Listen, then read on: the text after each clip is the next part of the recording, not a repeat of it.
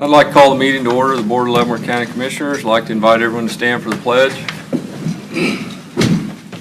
I pledge allegiance to the flag of the United States of America and to the republic for which it stands, one nation, under God, indivisible, with liberty and justice for all. I'd like to start with a moment of silence.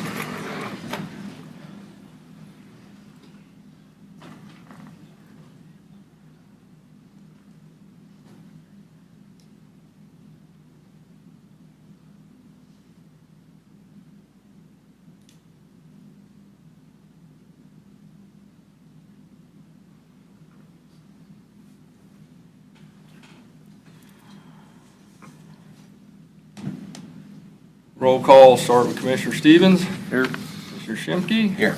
Commissioner Smith's present, and Commissioner KAAZ. Here. And Commissioner Culberson. Here. All commissioners are present. I'd like to open up the public comment portion of our meeting. We're going to have a public hearing on the rezoning, so if there's anybody that was going to speak on that, I'd like to ask you to hold off till we hold our public hearing on the rezoning. But any other comments can come forward and make your comments at this time. Seeing none, we'll close public comment and move on to administrative business. Mr. LOUGHRY. We have a request from Captain Jesse, Leavenworth Chapter in SDAR to do a community project cleaning the Doughboy statue out front. I don't see any issue with this other than we do have a contract with a professional cleaning firm. They come out and service that statue annually, and they apply a wax to it to keep it sealed. So I just want to work with them to make sure that they don't use anything that would remove that wax base when they're cleaning it. But other than that, I don't see an issue with this if the board's interested in allowing them to do that. You need a motion on this, or is this consensus that we? Yeah, I mean, motion's fine. Okay. Motion to allow it. Or, I don't know if anybody's here on that. On the organization? Okay, so if you want to, and I'll work with them, make sure they understand which chemicals, Okay. which cleaning solution they can use. Okay. I'll entertain a motion. Motion to approve the DAR project to clean the Doughboy statue with the caveat that they made contact with the county administrator to make certain that no products are used that would damage the coating that's placed on the statue. Second. Have a motion and a second. Any further discussion? Voting? Aye. Aye.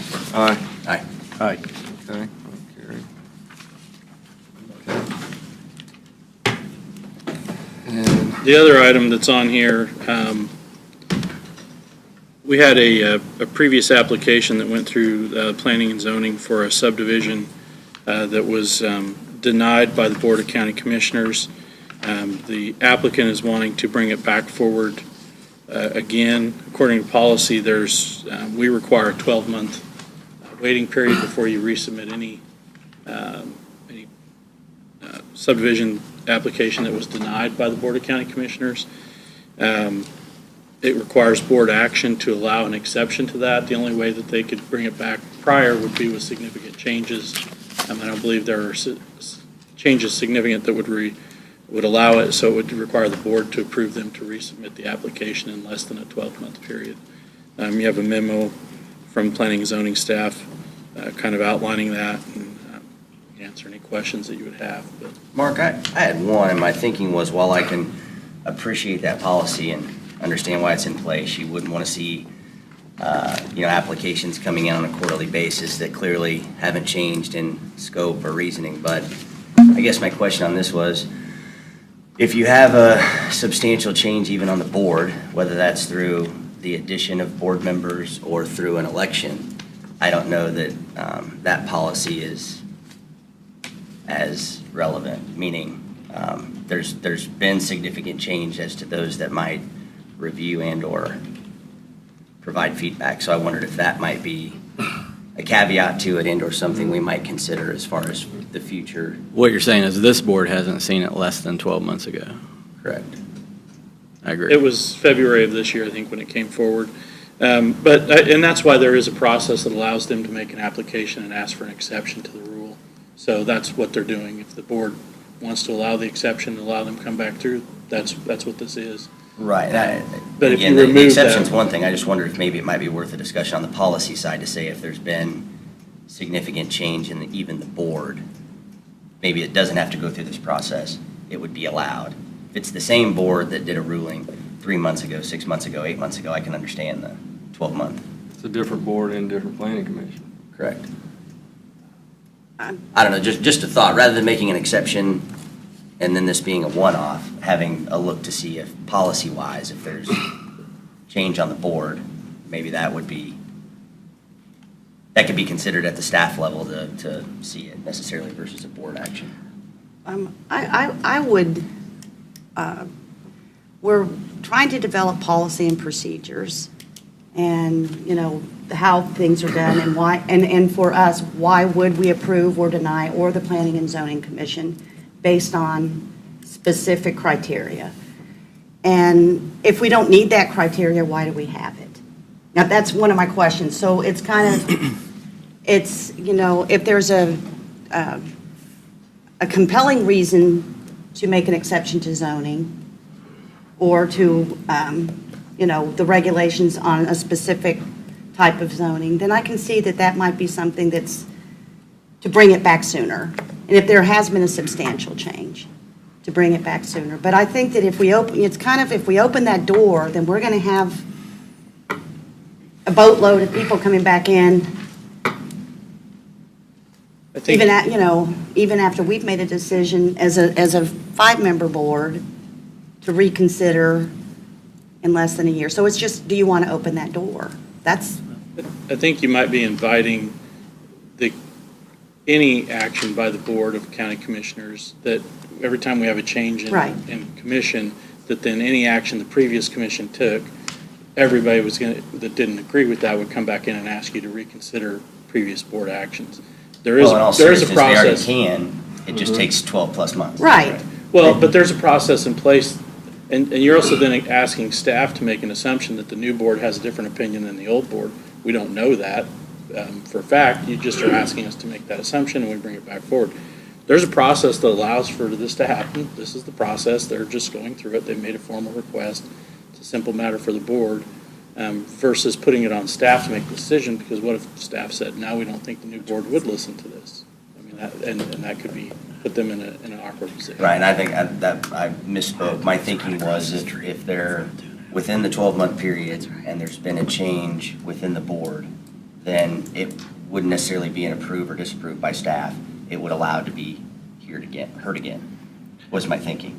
More of a policy rather than just exceptions here and there. What I think about, I mean, I can understand what you're saying, but two things. I think I think the exception is good to move ahead on that, but I think before we make a policy change like that, that we should have planning and zoning kind of look at it and come up with the exact proposal for what you're suggesting. And then the other thing I can think of is if you're following due process rules, sometimes having those specific timelines are very important, especially if it is subject to being challenged, rather than saying if a particular board changes. It's basically set in stone for the due process. So anyway, it's something maybe planning and zoning should look at, but for today, I think we should just not make that change today. Right, and I wasn't suggesting we change policy on the fly. I was saying as a part of this conversation, maybe we should look at the policy and have that discussion with planning and zoning and those that can make that recommendation. But again, if it's the exact same board, I think the policy that's in place makes sense. If there's been change, then that was my question, whether we should look at the policy rather than granting exceptions. So, and I agree with that. I don't think we need to change policy necessarily right now, or maybe look at it, but I think there's been enough discussion on this particular item that we've had work sessions and got the feel for what this board and the planning board's ideas now are different than they were before. And so when this came before us before, we didn't really know what direction we wanted to take. Now I think we have a better handle on that. So I think that's why this one should be addressed again and brought back up. Because now we're pretty much all on the same page of what direction we want to take. Doesn't necessarily mean we need to change policy for all the rest of them, but I think this one needs to be addressed. And I think there's one or two other ones that maybe we need to bring back up now that we're all through the work sessions and talked and know what direction we want to take. So I think it's kind of penalizing these couple items by making them wait a year since they were here before we figured out what we want to do. Okay. Any other discussion on this? So is that your motion? To bring this one back up. To allow them to resubmit the application in Yes. less than 12 months. Yes. I move that we allow, is there a number attached to it, to resubmit their application for consideration for rezoning. Second. Have a motion and a second. Any further discussion on the motion? Voting? Aye. Aye. Aye. Aye. Okay. Any other administrative business? All right, those commissioners had a chance to look at the consent agenda. Any questions, concerns, anything that jumps out? Minutes okay? I had one thing in the way that the work session, or the executive session was listed in here. I'm trying to find it, where it said no action was taken, and then right after that we said we instructed staff. Where it says no decisions were made, no action taken, and then right after that we said we moved to have staff proceed as discussed. So it's kind of, I think we meant not to say no decisions were made. We should maybe have said no formal or binding action was taken instead. I think that's referring to what happened in the executive session versus what happened after the executive session. Okay. So in the executive session, no decisions were made, no action taken. No direction was given. It has to be formal out here, but maybe just need to clarify the minutes to say in the executive session. Okay, yep, And that'll work. the motion could have not been made. We could all just walked away. But somebody made a motion after the executive session. Yeah. So I I didn't think we're covered. Oh, yeah, I just didn't know if we needed to change that wording or not. No. I don't want to get in trouble. No, well, like I said, now, if we would have said that in the executive session and came out and left, then we would have been. Okay, But being as you did it in open session. okay. So, any other questions on the consent agenda, or any of the items on the consent agenda? I'll entertain a motion. Motion to approve the consent agenda? Second. Have a motion and a second to approve the consent agenda. Any further discussion? Voting? Aye. Aye. Aye. Aye. Aye. All right, we're ready for Lauren.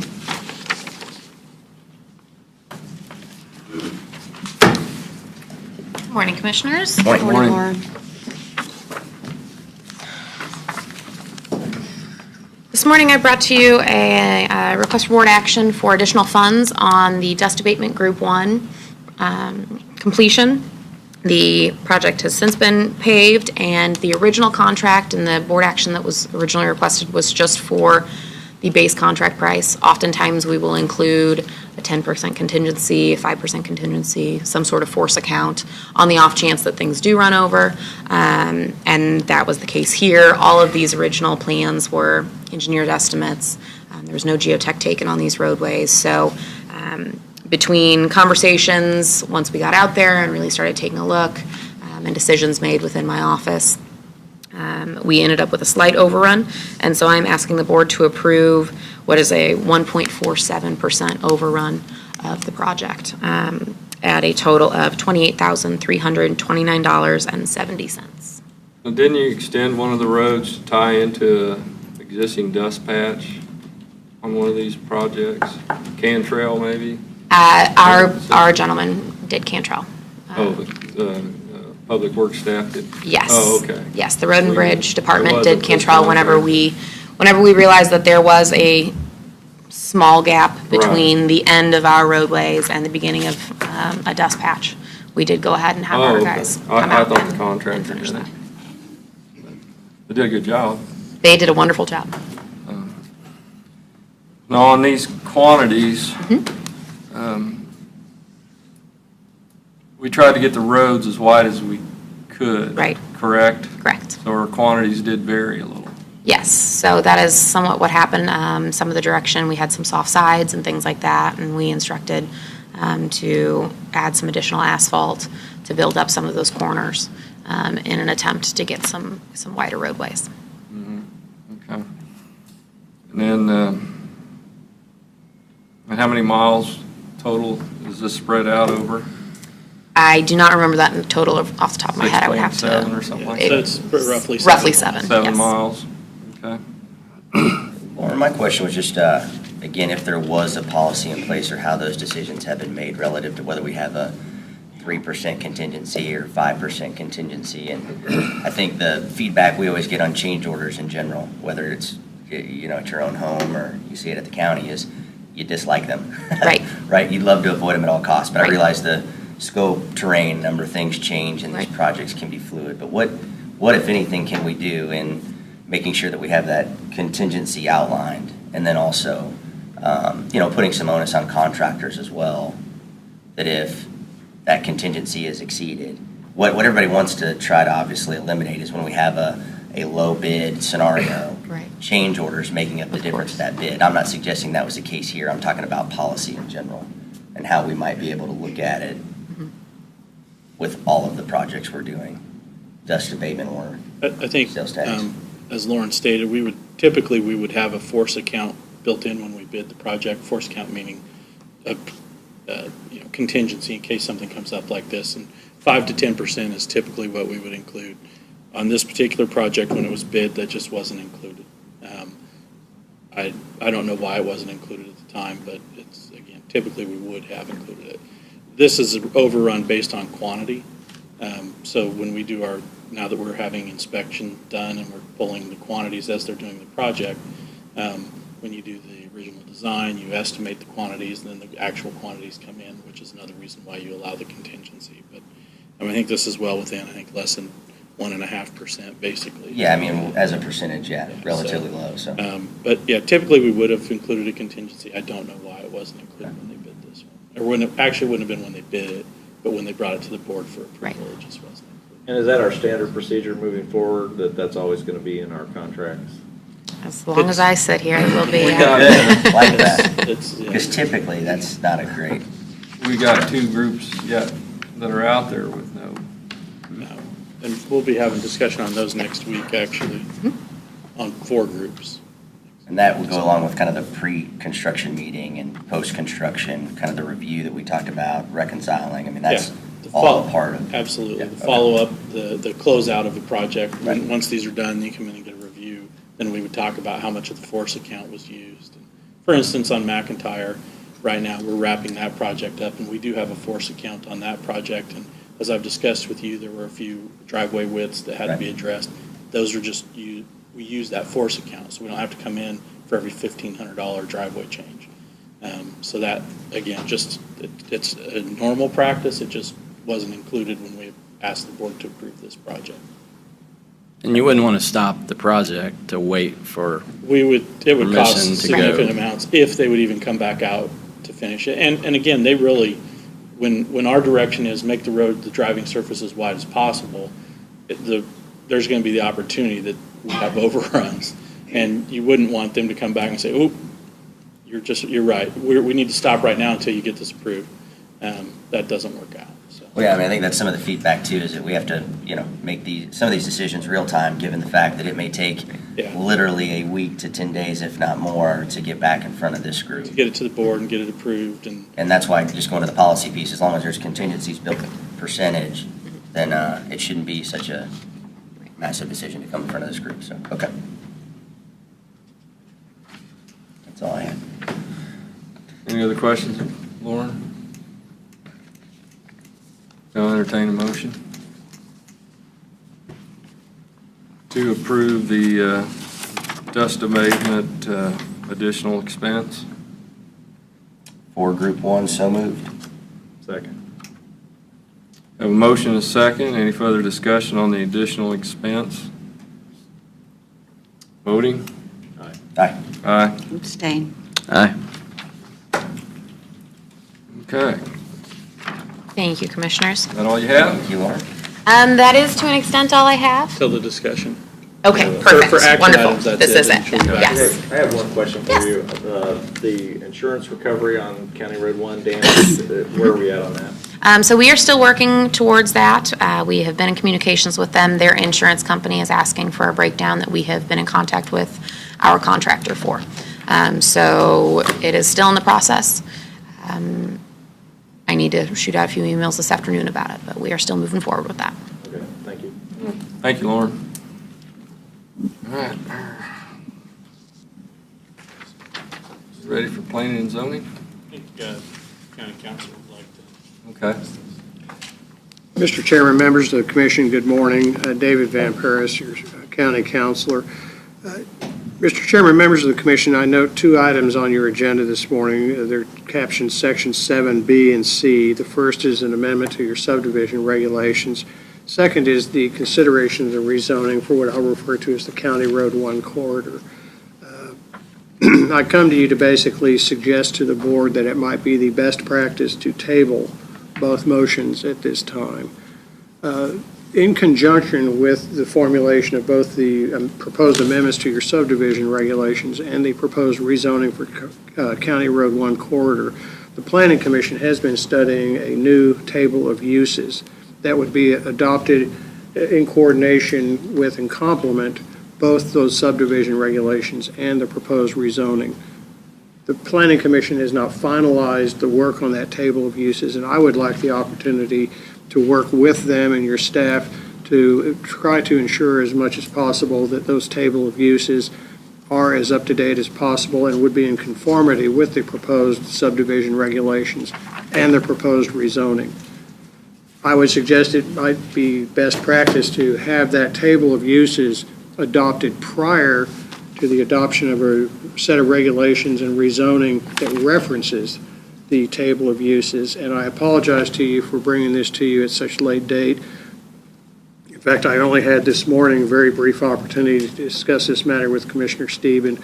So I come to you finally to basically suggest to the board that the best practice would be, as cumbersome and as inconvenient as it may be, and I understand that, to table both the sections B and C of Section 7 of your agenda until such time as the Planning Commission has finalized their study and adoption of the revised table of uses, at which time I think you would have a clearer picture of both the proposed subdivision regulations and the proposed rezoning. What kind of time are we looking at? The Planning Commission will be considering the revised table of uses on November 13th, which gives a significant window of time between now and then to work on finalizing that. So I would suggest that we reset sometime after the 13th with the assumption that the Planning Commission would finalize its work on the 13th. I realize that this is a delay. At the same time, these regulations will impact development in the county for decades to come. So again, I can only suggest that best practice, in my opinion, just my opinion, would be to table this till at least sometime after the 13th. And obviously, particularly with respect to the County Road 1 corridor rezoning, it would be placed on your agenda and adequate public notice provided. But again, and I do not like to delay matters. I know this board does not like to, but that is my suggestion this morning. I have a question. Mark, we have another issue that's late on the table, sand pit waiting on the traffic study.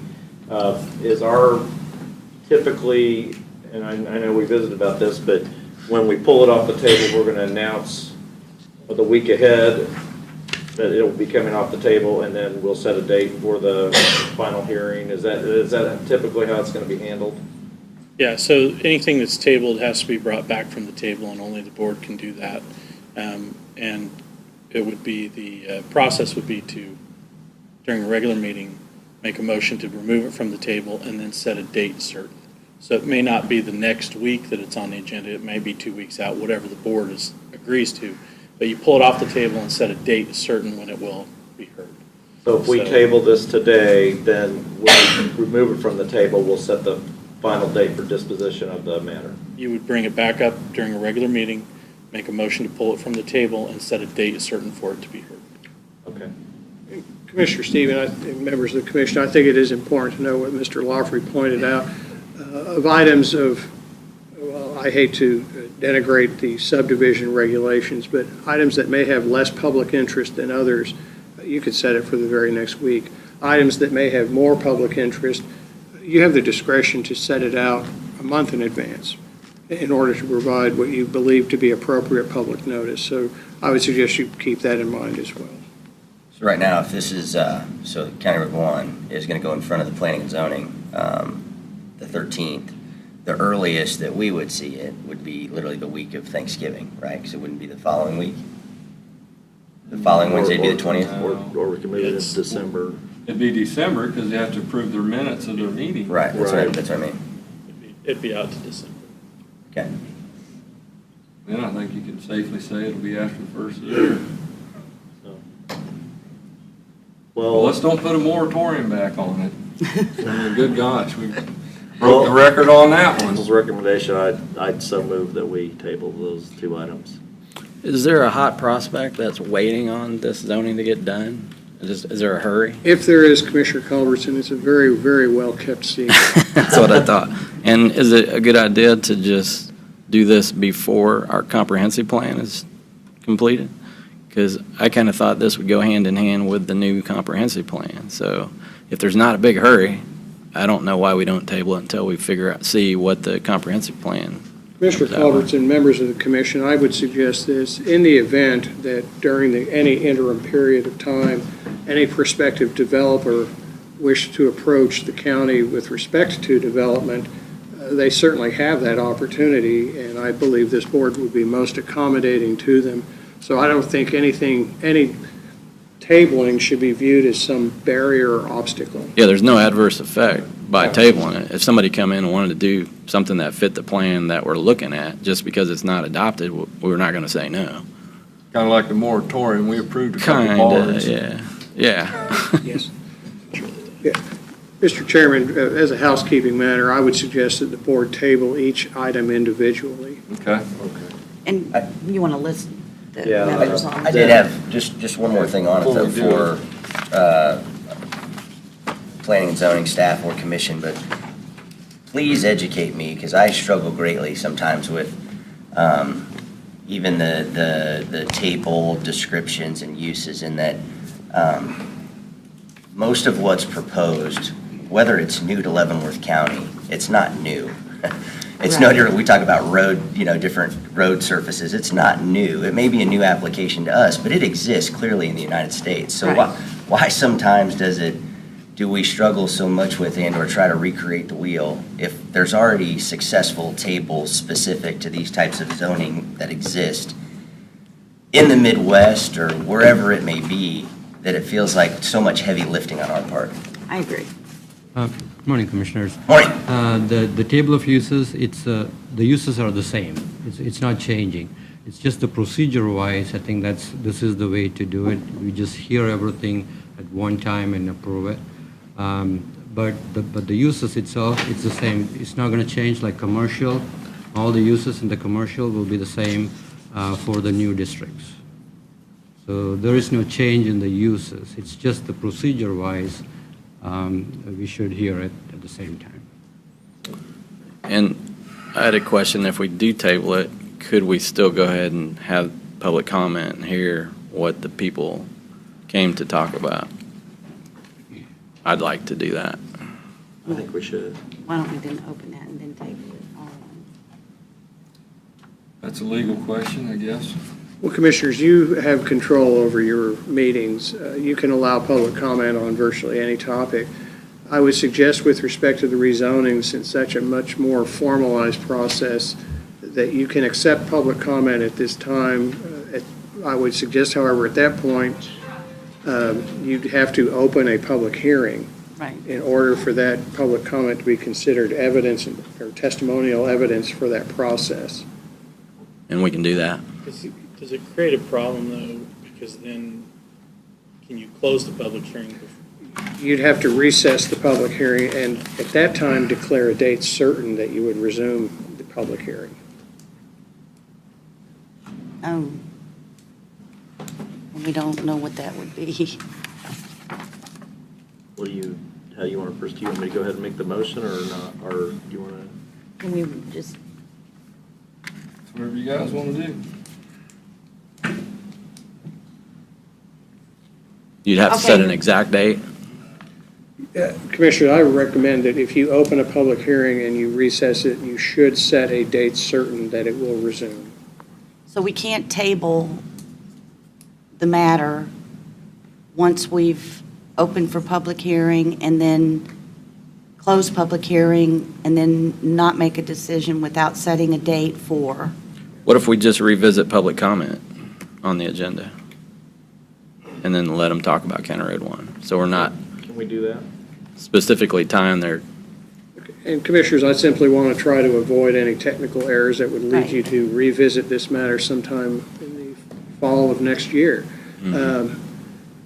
If you wish to accept public testimony rather than comment, my suggestion would be that you not table the motion right, or table the matter right now, but bring the matter forward, open the public hearing, accept testimonial evidence, and recess the public hearing. But I would also suggest that if you do that, since it's a recess rather than tabling, that a date certain needs to be set for the resumption of the hearing. So if we were to reset that date for, say, middle of December, knowing that ultimately when it comes back in front of the board, if our direction Probably is know to what tie we're it to the comprehensive, Then we're, Plan and then we discussion. don't know when we're going to do that. well, When's the by comp middle of plan? December, Comp will we plan have will that not be clarity? done. when's the comp plan supposed to be done? March? March. Yeah, see, the comp plan's not going to be done by then. Right, but I'm saying we can set a new date as of the December 15th meeting. Just push it or out Whatever again. the December date is. Yeah, just push it out again. Is the comprehensive plan encompassing that area, or was that considered to be excluded from the comprehensive plan? Since there was a study done on this area, they'll be just adopting this plan. So the comprehensive plan is just going to be adopting this, Yes. this land use plan that Study. we've already adopted. So we're really waiting on the comprehensive plan. Doubling up, yeah. So I guess just my perspective would be we open the public hearing, we hear the folks give their views on it, and then we recess the public hearing to a date certain, and then we come back, And on that date, we can just push it out again if we need to. well, or if we wanted to, or we make a decision. Mhm. You need to let the motion die for lack of second. Okay, yeah, your motion died or lack of second. Commissioners, if I could, I fully understand Commissioner Culberson's motivation to allow people who've taken the time and trouble to come here this morning to speak. My concern is that their testimony be given weight in the future, and that is it needs to be in the form of testimonial evidence, not just public comment. One of the concerns I would have, Commissioner Stephen, to proceed this morning is the table of uses has some impact and is of some significance with respect to these matters, and you don't have that before you. So these property owners who are directly affected by this would be put in the position of commenting on a regulation that is not fully set forth before them, and I think that's unfair to them. That's true, too. That's true. Mhm. Okay, Well, I guess I'll make my original motion. okay, but spell out the, I would move that we table consideration of amendments to the zoning and subdivision regulations to Article 4 and 18. have a motion, have a second? Second. Have a motion and a second. Any further discussion? So to be clear to them, what we're saying is, Planning and Zoning Board is working on some things right now that might change your opinion on what we're going to do. It So could- until we get that from the planning Commissioners, board. that table of uses could affect what these folks are being asked to consider. Mhm. And I So- would hate for them to give their testimony at this time. The table of uses changes what they might have said, and then they have to come back again, or they can't make it back again, and then their testimony, quite frankly, is contrary to what they would have intended it to be. Yeah, so we're going to table it until we hear what the Planning and Zoning Board's come up with and bring it up again. Okay. Any more discussion? And voting? Aye. Aye. Aye. Aye. Aye. And I'd like to make a motion that we table consideration of County Road 1 rezone. Case number DEV 19083. Roger. That. Okay. Have a motion and a second. Any further discussion? No further discussion on this one? And voting? Aye. Aye. Aye. Aye. Aye. Okay. I guess we are ready for the update on Millwood Road Bridge.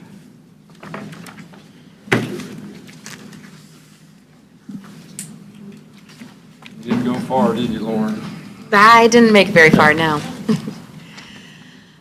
Thank you for taking the time today, Commissioners. I know that there was a lot of debate, or at least I have been told that there was a lot of debate as to what happened with the Millwood Road Bridge E58, considering the fact that we had just had the biennial inspections. And I wanted to give Benish the opportunity to come and speak with you about exactly what had happened, what their inspections had shown, what they would recommend. We have this inspection every 2 years. They have done it for us several times in the past, and before we make the decision as to who takes care of our 2020 inspections, I wanted to give them the opportunity to have some conversations with you and possibly answer some questions that I would not feel comfortable answering for them. So if you have any questions for me, I'm happy to give an update as to the actual current design of the bridge and where that stands. Otherwise, I'll hand it off to them to have some conversations with you. Just hand it off to these All gentlemen. right.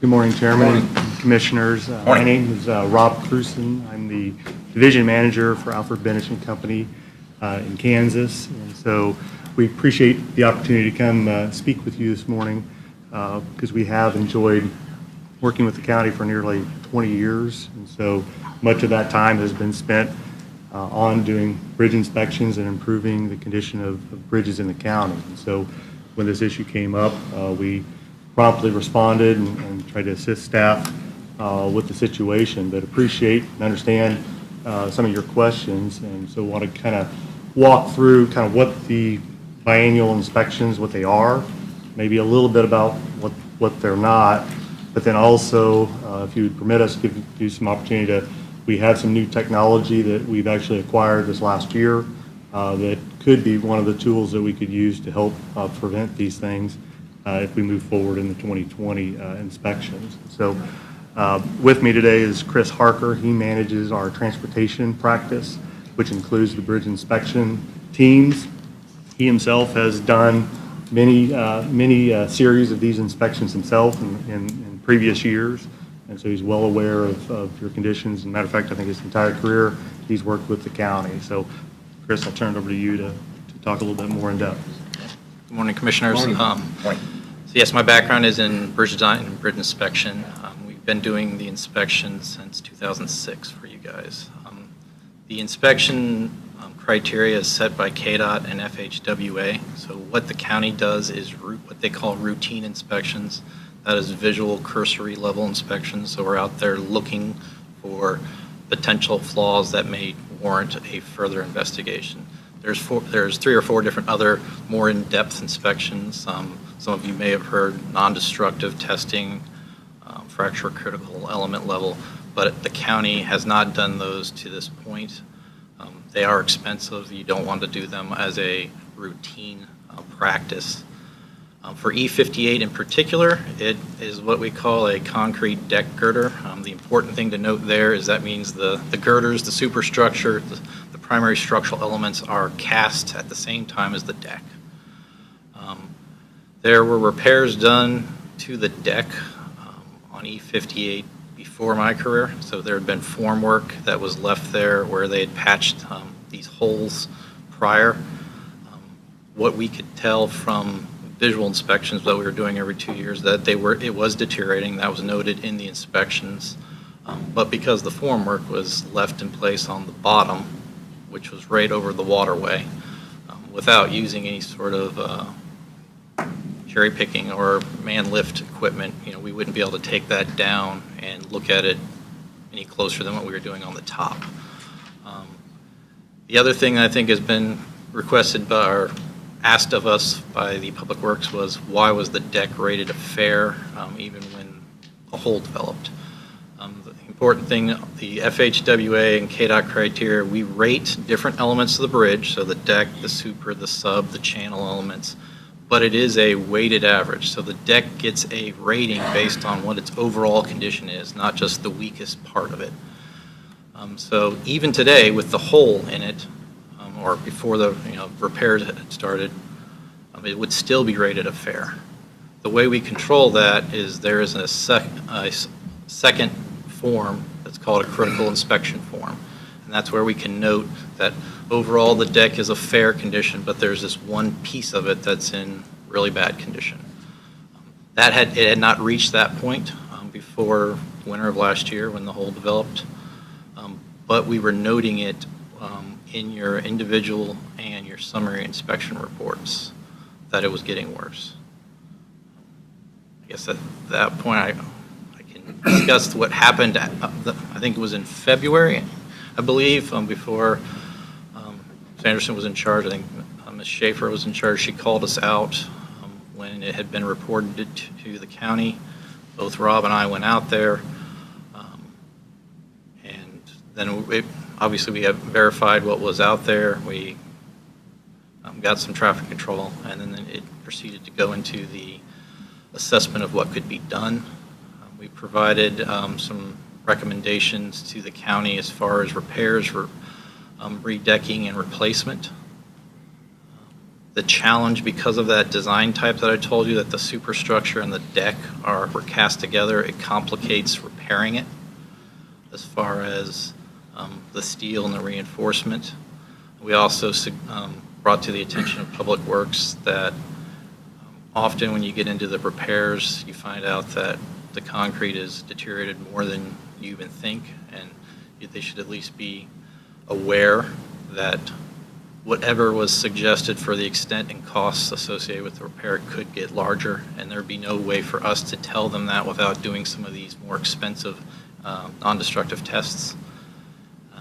And at that point, the county chose to go replacement. I guess I can open it up for any questions you have on that. I'll let Commissioner Culberson start. It's his bridge. I mean, the constituents are the ones feeling warm and fuzzy about having their bridges inspected and then closing them. Yeah, I don't have a way to translate conversations I've had with people that I could use here today in front of everybody, but the biggest problem with this bridge is some of the other bridges that we're working on, if they're out, you're only talking about a detour of a mile or two.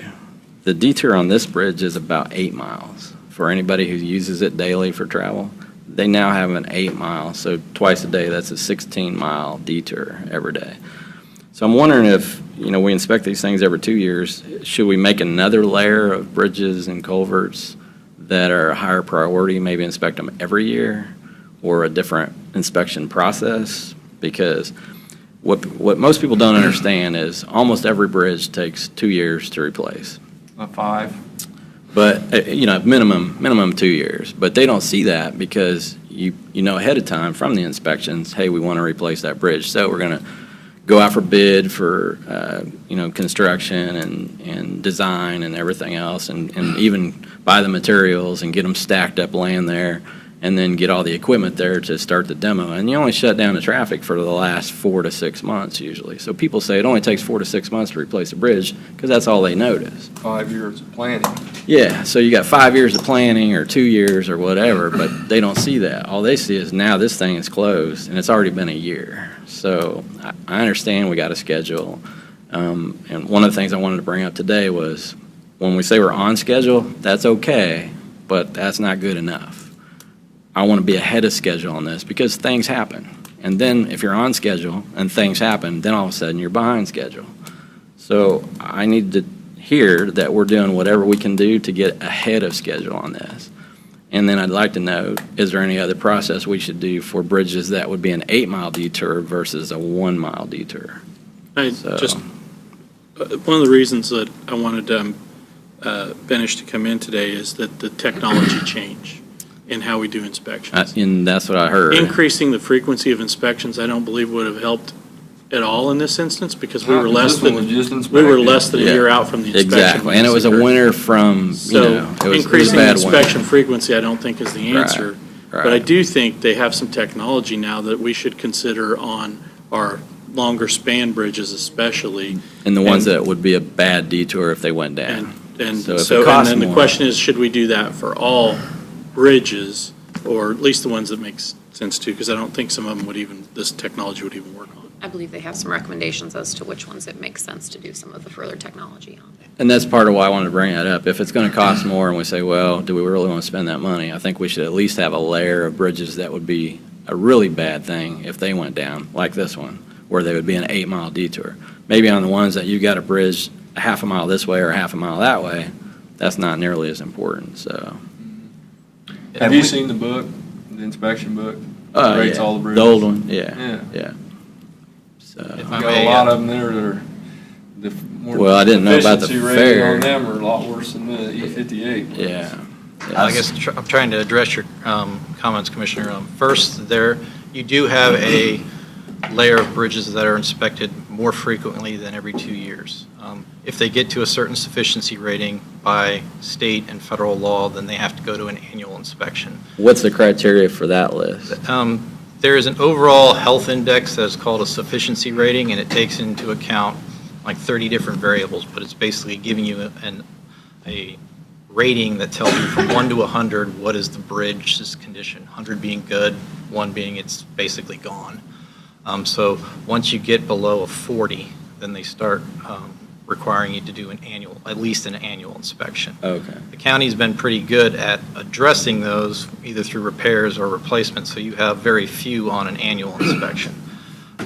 The county takes it upon themselves to also maintain a emergency flood watch bridge list.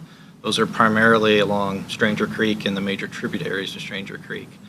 And those are, what we do is we just stay in contact with Public Works, and we can monitor the stream gauge data. And if we have a major rain event, those are the ones that have shown in the past that they either flood or they're very prone to flooding and could undermine certain parts. So then we would go out there following, the water level going down.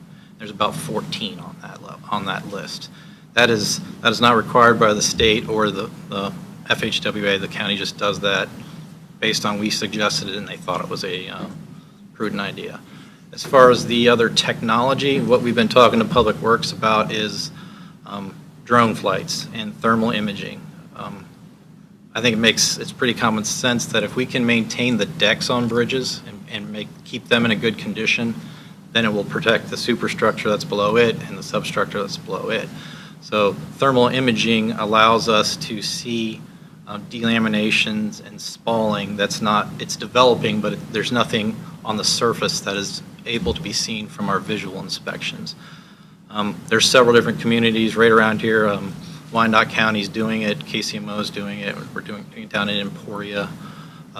It doesn't take much effort. I mean, it usually takes 30 minutes to fly with the drone and the thermal camera. We get those images. And then, the best way I can describe it, the images look like the old Predator movie. You've got different shades of colors, and we can sit, and it's all GPS and GIS enabled, so we can measure exactly what's going on. It allows you to also check on the status of previous repairs, because a lot of the stuff that's happening on your decks is actually where a hole developed 10 years ago. Your crews or a contractor have been out there, they've patched it, and now that repair is beginning to fail. So the thermal imaging would show that. Another advantage for Leavenworth in particular is there are a lot of bridges in the county that have asphalt overlays.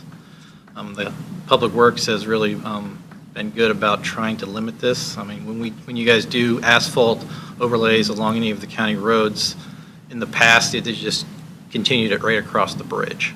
And one of the worst things to do for a bridge is to put an asphalt overlay on it because it just captures and stores the water, and then we can't see the concrete deck underneath it. But this thermal imaging, we are very confident it'll look through at least 3 or 4 inches of asphalt and still see what's going on with the concrete. The confidence level goes down as it gets a little deeper. But that would allow us to provide you with some additional information that we haven't been able to do for the last 15 years. We are out on the bridge typically for at least an hour looking at it for doing the inspection. So if we had someone flying a drone flight, we would not spend any more time out there. They would just be doing that while the other person's inspecting. So we've informed Public Works that it would be a relatively minor increase in the investment you're making. As far as what bridges we would do, we had suggested that you don't do it for all of them. You actually do it for decks that are in the 5, 6, maybe low 7 levels. That, remember, it goes from 1 to 9. Once you get below a 5, the deck is probably beyond the point where you're going to repair it. It would be on the list that we've provided to the county for either redecking or replacement. So when you did that, I think we gave you a list of about 30, 35, somewhere in there, that you would potentially consider doing next year as part of the inspections. And then I think the third thing you asked about was, could we consider detour routes in how we prioritize? That would be entirely up to the county. Over the last 10, 15 years, all the summary tables that the commissioner was mentioning too, that the priority table, yes, there's some federal things we have to take into account, but then there's been different components and criteria that the county is asked to be considered. Right now, detour route is not in that, but it could clearly be put in as a variable that's considered and weight things with a higher detour route and move them up on your priority list.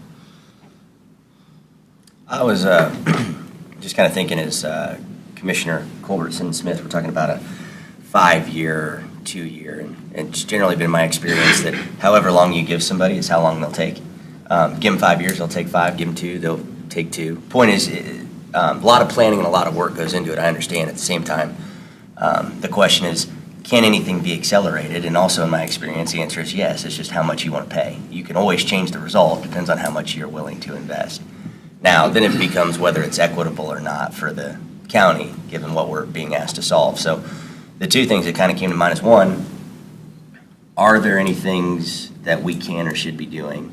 And obviously there's going to be some type of associated cost to do any type of acceleration. So that's one question. The other one is, my concern when you talk about, given how close the inspection was to the actual failure, and looking at our bridges and now understanding that you can have this, fair grade and yet have a really problematic spot. And so what other really problematic spots exist? And is there anything that could have been done more proactively? And I'm not going to try to pretend what those things are. And as far as, how often do you see steel plating and a number of things that oftentimes land on a bridge or on a roadway to try to obviously spread out particular weight or force or you name it. So again, my thinking is, I doubt very seriously we've had this come up in Leavenworth County, at least not in the last, I'll ask, Doug or Jeff, in the last 20 years where we've had a complete outage and no plan to be able to replace within a 6-month period, right? Which is what most people experience, 4 to 6 months. So it's never happened before, so clearly we're getting a lot of feedback. We'd love to make sure it never happens again. So that's why I'm going to this point of, a fair grade, but you could still have problematic spots. And is there a way to proactively, with investment, I realize, address those so that it might buy us the 2 years that we need? It's always great in retrospect, I realize. Nobody has a crystal ball. But you're saying in your summary reports there were issues identified, problematic areas, even though the overall grade was quote-unquote fair. Want me to continue? If you would like to. Yes, there was. I will also say we never had noted to the county that this was going to fail this given year. We will never be able to tell you that. Sure. But as far as addressing your question, could there be things done more proactively? Yes, there could be. When we're like I said, there are critical inspection findings, summary sheets that go in, and at the end of all the inspection cycles, we sit down with the public works staff and we walk through what we consider the most urgent things to do. Discussion could be had as, okay, if it meets this criteria, then it triggers a more in-depth inspection. For instance, on this bridge, we could have gone out there and done some of the thermal scanning.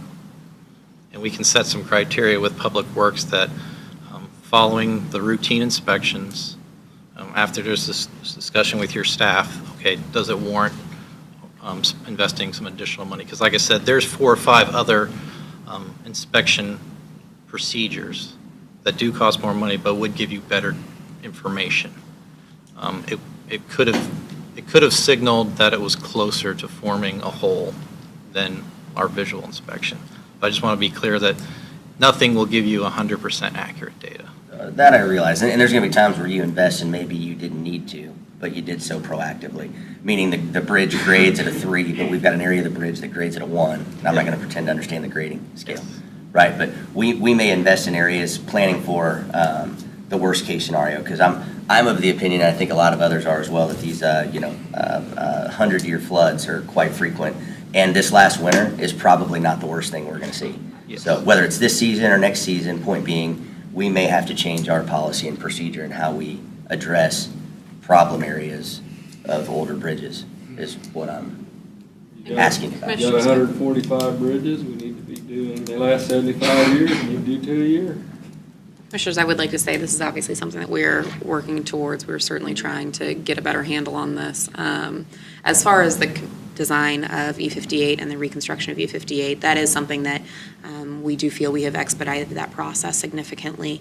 It does take some time, but we are working in a slightly unusual design process where we will be working with the contractor directly while we are finishing design to get this up and running. So as far as expediting the process and making sure that we are getting this done as quickly as possible, I do feel that our office is working towards that.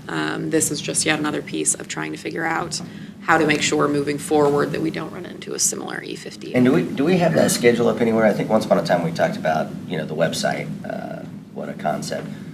I do not believe we have. Bigger projects where there's more interest, even having schedules so that people know when we expect internally, the design phase to be completed, when the bid set is anticipated to be sent, when the bids will be received. I mean, all the things linear-wise that I think people would be very interested to know about.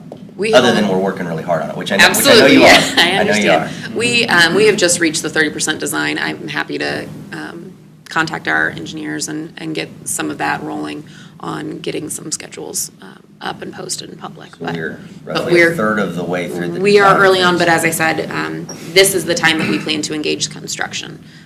We're planning to go out and begin talking with contractors that would be interested in sort of a design build process. So moving both pieces forward at once instead of completing a design and getting a contractor to come in. And this goes back to on the acceleration side. So when you're not talking to contractors, it's hard to get into timelines, right? And I realize there's weather factors and a number of things, but not every contractor is created equally as far as their resources or ability to complete jobs within certain parameters. So I assume in the bid set, are we going to have timelines as well? So to me, it's one thing to have a price. It's another thing who can complete the project in, say, 3 months versus 4 months versus 6 months, whatever. Yeah, typically on range these is projects, reasonable. we have an expected date of completion. And then I was just recently hearing about a project that Miles is doing right out in front of Garmin. And I know, for example, there's all kinds of accelerations, meaning when you hit certain dates, there's a vested interest in getting it done in less than 3 months if you can, and a penalty by not, right? So there's a number of things that can be brought up. Those are all things I'm just curious about. If we don't have in our bid set, I'd love for staff to start maybe working on to find out what, if anything, we can do to challenge contractors when we do go out to bid. Does that make sense? Yes. Okay. And another question I have is kind of two. One's probably for GBA actually, but the type of bridge, is the design playing a factor in the timeline? For instance, I would imagine that some bridges would be hold up better if they were totally submerged in the water when it floods than other design bridges. Two reasons. One, the water. Your deck can act like a roof and protect the lower part of the bridge from weather, but if it's submerging from up underneath, then it's going to be completely underwater for periods of time, like Stranger Creek floods all the time. So is the type of bridge that we're designing a factor in the timeline? Has it been considered? Also the current pressure, when the water comes up and the creek is pushing against the bridge. And what I'm getting to is, would we be better picking bridges that are easy to inspect down the road by design? Some bridges are hard to inspect because of just the design. So I can speak to this would we as well. need to think about what type of bridge we're building for you to be able to inspect them easier? Yes, everything you said makes sense, and the county has been actually doing that for several years. Since we've been working with them, you're replacing structures that are hard to maintain, that present difficulties in inspecting, and you're moving to more straightforward structures. There's actually some standardized plans that were developed for the county that address what you're saying. Does the design ultimately dictate the construction schedule? Of course it does. The other thing that happens is what is it spanning? In the case of E58, it's a very deep channel there. So you're going to have issues, or the construction contractor will have some challenges with installing the new piers and then erecting whatever superstructure the designer is doing. As far as the hydraulic issue, yes, different designs are hold up more to hydraulic forces, is what you're talking about. Most bridges are not designed to be submerged. I mean, there are different design storm events, which is just the statistical likelihood of a certain rain event happening. You can have several hundred-year storms all in 1 year, but there are criteria at the state, and then the county sometimes overrides and wants to be more conservative on what we design for, or what you design for. But typically, you have culvert boxes, which the county has quite a few. Those are designed to be submerged and be overtopped. Bridges are not. But if on a situation along Stranger Creek, where you have to, possibly for cost reasons, you have to design for a smaller storm event, which means it's more likely to be overtopped, then there are design types that we would suggest to Public Works that will hold up better to that. It's all about your joints and your nodes and all the things that you don't want the deck to lift off the superstructure or something like that. And there's design types that prevent that. So the county's already been doing that for multiple years. So your network is getting better in regards to how it holds up to hydraulics and the ability to inspect it. It will just take a long time to replace all the older designs. Yeah, the older designs, a lot of them bridges had the metal rockers on there. None of them worked. They were froze up. You said all contractors aren't created equal? I thought that's why we took bid, because they were created equal. Well, from a resource perspective, there's a big difference between one that Oh, has 50 okay, employees all right. and 500. Well, I mean, I thought you said they were equal, and I'm I said thinking. not created. Oh. I thought they were equal, because Nope. that's why we take the low bid. Not created. Okay. All right, and you have any more questions about the bridge inspection or the project of E58? Do you typically inspect bridges all throughout the state, or what's your region that you work in? Yes, we do quite a bit of inspection throughout Kansas and Missouri, and then we go into several other states. I would say over the last 4 or 5 years, we've probably done 10,000. But the single biggest project we've done in Kansas is ultimately Leavenworth County and all the other counties submit all their information to KDOT, and then that rolls up to FHWA. But in between that, there is a QC/QA program that KDOT runs, and for 4+ years, we actually performed that project too. So that's where we're going in and checking all the inspections for the entire state. And there's 20,000 of them. So this is something that we take pretty seriously. Thank you. And I think we are being more proactive, because they're getting projects on the shelf. So when KDOT or Federal Highway comes up with some money, we'll be ready to apply. And that's what I meant on the 5 years. By the time you identify a project, get it designed, try to get the funding or apply for cost share from KAAZ, it'll take you 5 years. But it should speed it up if you've got the projects identified and designed and they're sitting on the shelf, so when funds do come available, either at our level or the state level, you don't have to close the road down. Sorry for interrupting. That is one thing that is maintained for the county, is a list of bridges that are either eligible for funding, all the different pools, or that are close to be. And Ms. Anderson in Public Works just put in some applications for some off-system funding. So they're always maintaining that for the county. And Lauren, was it last week that, I think it was last week, it sometimes runs together, that we had talked about a number of design projects that were either on hold or had maybe been deprioritized, or? We have, I believe it is 5 with you gentlemen. And it is not necessarily that they have been put on hold. We do have some that are higher priority, of course, E58. Right. We've got funding on SH30 that we're going to try to push forward. But we do also have several others. They're on design hold in the sense that we are currently working towards getting geotechnical information and some other things for them to come back and get a final design. They had gotten quite a ways down the road, while still missing a few pieces that myself and Olson feels that they should have before we finish and sign off on a final set of plans. So in the sense that they're on hold to get further services completed first. And I'm assuming we've Appreciate involved that. Olson along the way on E58 and others, right? I mean, they've Yes. found areas of where we can improve, right, already. So I would imagine when you have that resource, we'd want to. Hopefully it's avoiding change orders. Hey, I'm with you. That is absolutely part of it, and that is part of getting the geotechnical done. Got it. Before we move forward with finalizing these plans. We would like to know what we have on the ground before we start building on As top you of that ground. As you should. It's a good idea. That's correct. Okay. Any more questions? Lauren? Finish? Thank you. You're doing a great job, Yeah, Lauren. thank you very much. Thank you. We appreciate your time. Thanks for coming up today.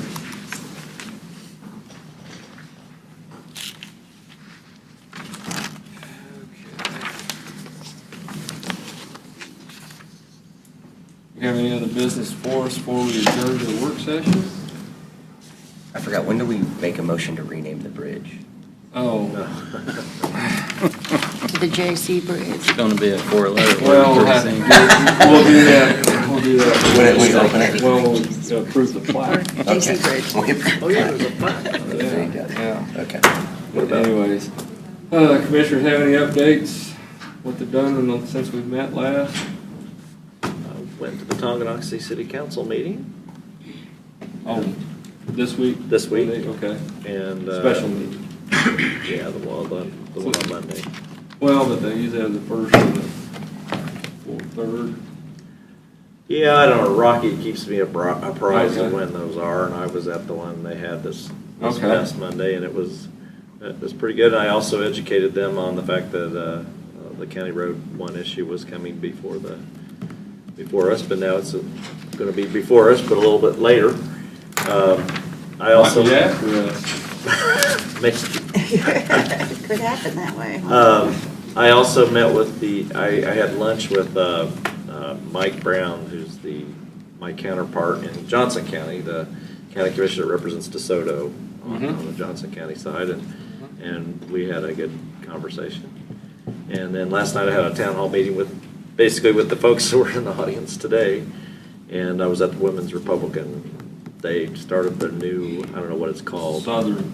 Yeah, Southern, the ladies meeting last night, so that's what I did this week. Okay. I was at the city commission meeting last night,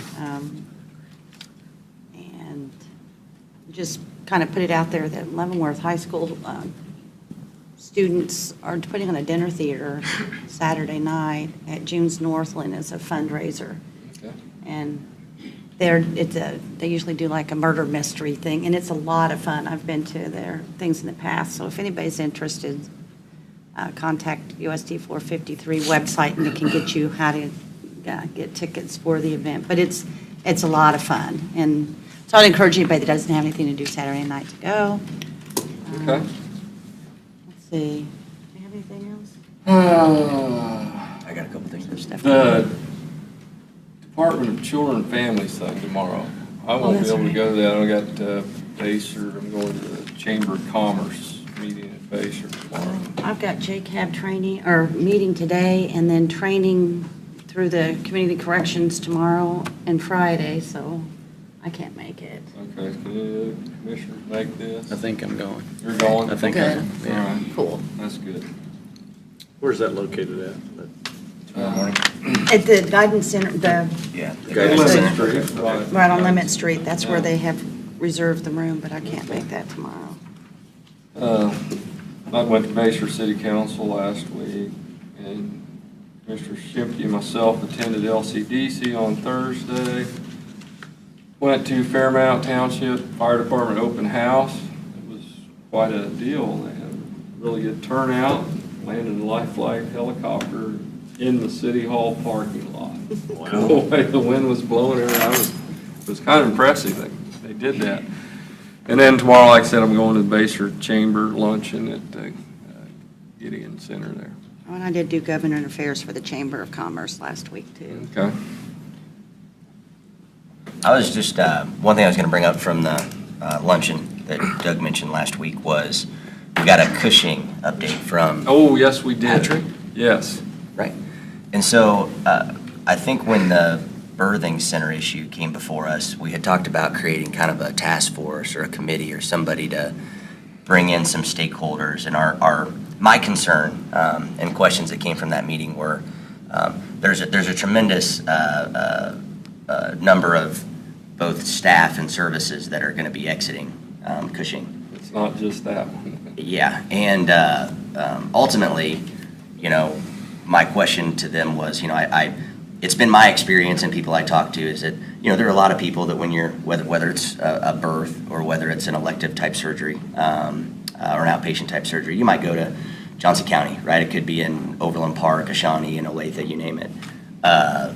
They're making that choice and have the means and transportation to do so. And so a lot of what we're left with is those that oftentimes don't have the transportation or the means, in which case it becomes a very bad business case for Cushing. And let's not mistake that although it's healthcare, it's still a for-profit enterprise. So my concern is the number of things that might ultimately fall back on the county when they try to get to Cushing. Cushing ultimately cannot provide those services, and now it's on us or our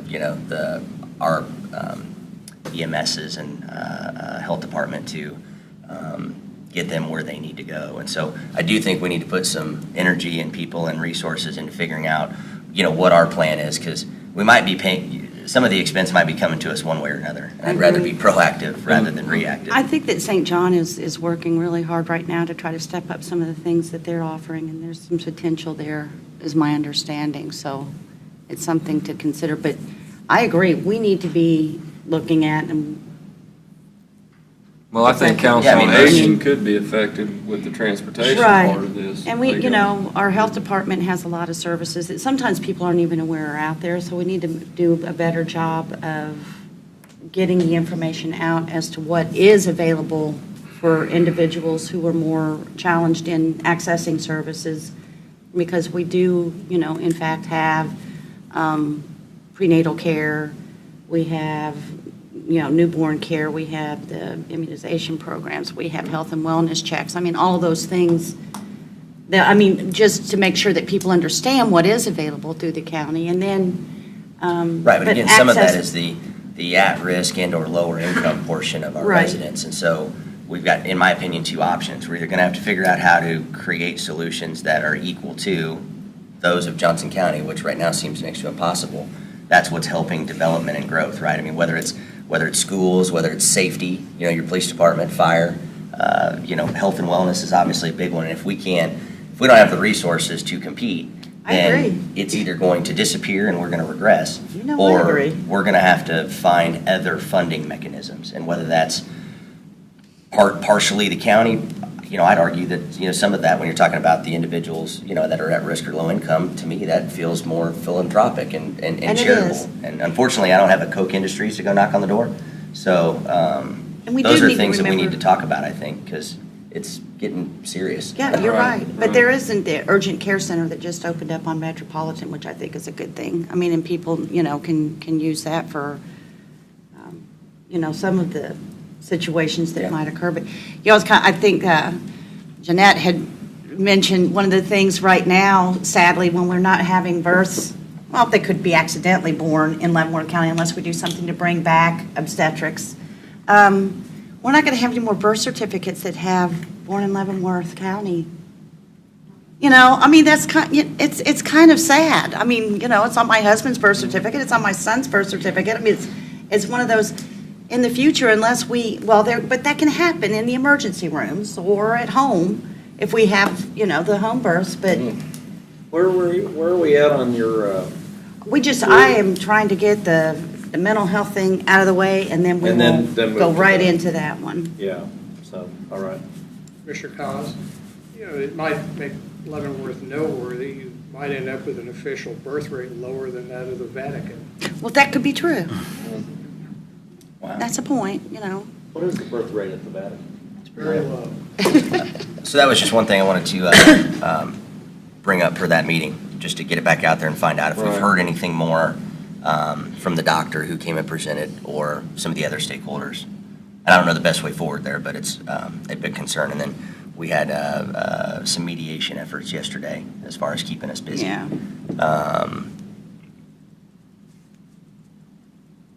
And some positive fire ratings, which is good news too. So. For the city of Lansing, yeah. Oh, the other announcement I was going to have was downstairs, obviously advanced voting. We got an Oh, election that's coming right. up here in a few weeks. So Go vote. I'm sure you've all seen the signs. So. Yep.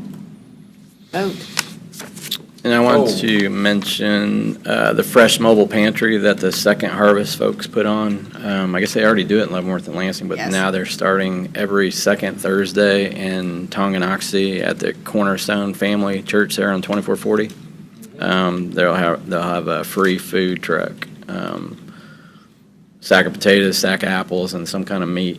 And I think it's a car pickup. You just drive through. They hand it to you in the car and you drive off.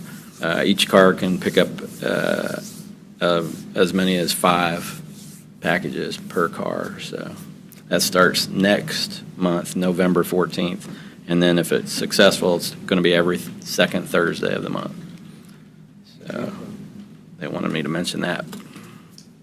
Yeah, keep that handy so we can remind us. And the Alliance dinner is coming up for the Alliance On Against October Family 26th. Yeah, week from Saturday. Week from Saturday. Yeah. Got your tickets? Got my tickets. At the table. I don't want to say that. I got mine. I got to get mine. Yeah, I think, anything else? Then we'll adjourn and go to a work session.